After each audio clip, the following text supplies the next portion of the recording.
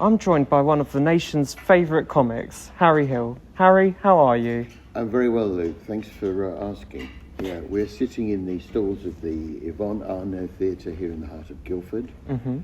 A couple of hours before I'm due to go on with my new tour show, New Bits and Greatest Hits.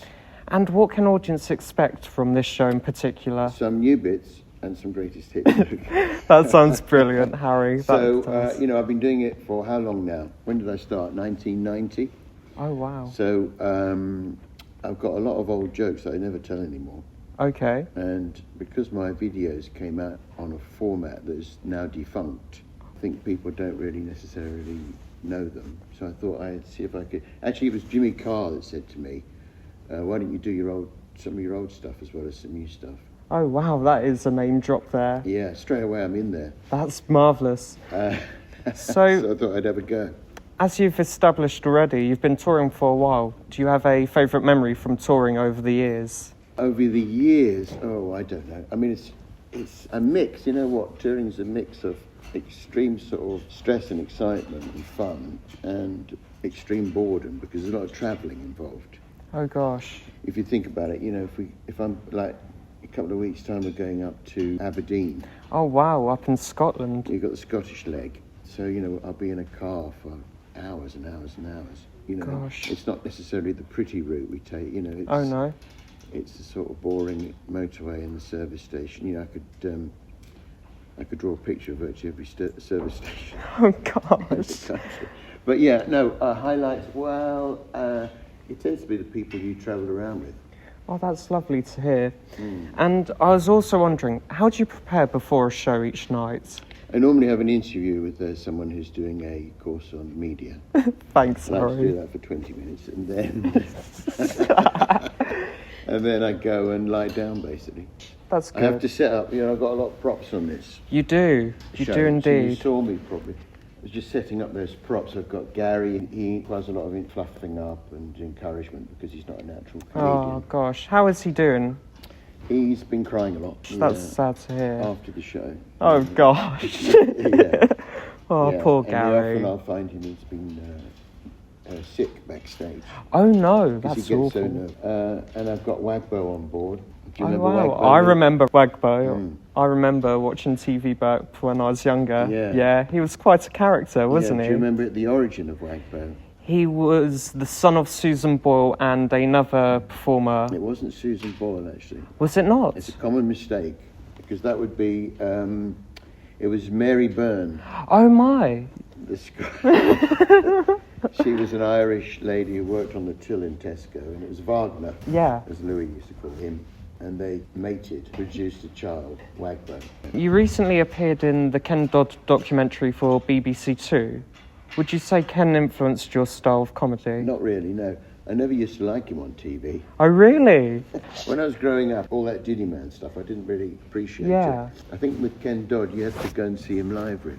Yeah. It's true of a lot of comedians. You know, their act is a different... You have to kind of adapt your act or change it TV, because you have to... You know, it's not for necessarily a live audience, it's for the audience at home. That's a common mistake. I sort of wish I got to see Ken I because saw him a number of times, he's great.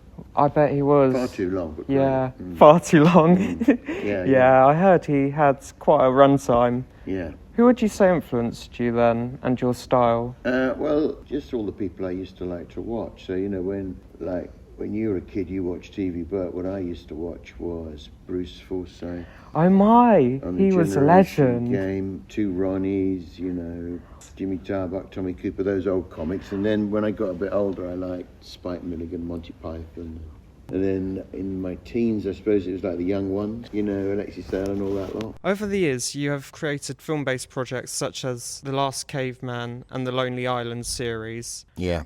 Are you thinking about continuing these film-based projects? Well, I've always got plans, but I've learned over the years that it's best not to put all your eggs in one basket. In other words, it's good to have several projects going at the same time because, you know, not everything ever comes off. So when I was a kid, I had a Super 8 camera, a cine camera, so I used to make my own little films then. And then when I started out as a comic, I used to get people to help me out. I used to do a little Super 8 film at the start of the show in Edinburgh for the Edinburgh Festival. and then video came in, so I transferred to video, and so I've always kind of done it on and off, but only as a kind of side thing. And I suppose it's always been interesting to me. That's really good to hear. You've also written quite a few books over the years, such as your Matt Mills series. Yeah. And your most recent one being a guide on how to be silly every day of the year. Yeah. Are you considering continuing writing? Well, I've written a lot of kids' books, and I did my autobiography, so I kind of think probably I don't have any plans, put it that way. Okay. I mean, the door's always open if I get a good idea, but increasingly I'm kind of thinking that, especially with this tour, that maybe the thing I'm best at is stand-up, and perhaps that's what I should concentrate on. Because I That's kind of really neglected it for a long time, when I was doing all that TV. Yeah, such as Tea Time. Tea Time Time. was really good. I Yeah, enjoyed my it. favourite show. That. Yeah. Not and- many people saw it because it was on Sky, Oh, I unfortunately. really like Tea Time. Yeah, I'm not sure you can even find it now, can you? I need to check, but Yeah. you might be lucky. Yeah. Thank you, Harry. And this is my final question. What advice would you offer to upcoming comics? Keep going, basically. Yeah? In my experience, it's the people who are pushiest, not necessarily the funniest, who get Fair on. enough. You got to always just keep, knocking on doors, phoning people up, badgering people for gigs. Yeah. It's all about, like anything really, stage time and experience, assuming you've got some kind of modicum of talent. I like filming personally. Yeah. And that's my passion that I want to follow. But I also like doing things like this, being able to talk to people like you, who I grew up watching, and having these discussions is really a lot to me. So Cool. thank you. No, my pleasure. Okay, where can people find you on social media, Harry? Well, I only really do Instagram. Okay, and you're quite active there. Well, I am when I'm on tour because I've got a lot of time off during the day. Often I'm just sitting in the car and, mucking about with it. Yeah. Or, I'm sort of, things happen. You get to different venues, different places, so you see more stuff. Fair enough.